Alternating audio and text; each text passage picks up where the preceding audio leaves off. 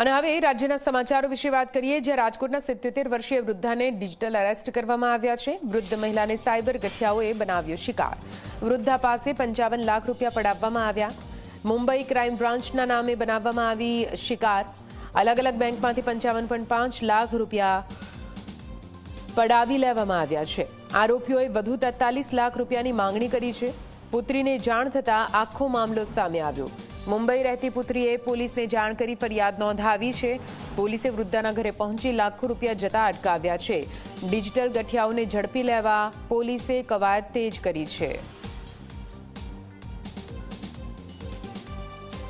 એક કોલમાં સામાવાળાએ મુંબઈ ક્રાઇમ બ્રાન્ચની ઓળખ આપી અને એમને જણાવ્યું હતું કે તમારા સિમ કાર્ડ અને અકાઉન્ટ્સનો યુઝ સાયબર ટેરરિઝમમાં થયો છે અને તમને ડિજિટલ અરેસ્ટ કરવામાં આવે છે।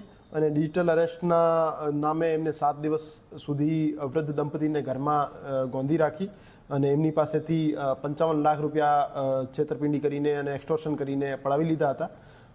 પછી 7 દિવસ પછી વૃદ્ધ દંપતીને શંકા જતા એમને દીકરીનો કોન્ટેક્ટ કર્યો, જે બોમ્બે ખાતે રહે છે, અને દીકરી દ્વારા રાજકોટ શહેર સાયબર ક્રાઇમ પોલીસ સ્ટેશનનો કોન્ટેક્ટ કરવામાં આવેલ હતો અને રાજકોટ શહેર સાયબર ક્રાઇમ પોલીસ સ્ટેશનના અધિકારીઓએ સમયસૂચકતા દાખવી અને ડિજિટલ અરેસ્ટ થયેલા વૃદ્ધ દંપતીના ઘરે જઈ એમને ફરિયાદ નોંધવા માટે રાજકોટ શહેર પોલીસ સ્ટેશન લાવ્યા હતા અને એમની જે 41 લાખ બીજી એમની પાસેથી માંગણી કરવામાં આવતી હતી એને રોકી દીધી અને જે બનાવ બન્યો હતો એ બાબતે એક્સટોર્શન અને ચીટિંગની ફરિયાદ દાખલ કરી આગળની તપાસ હાથ ધરી છે।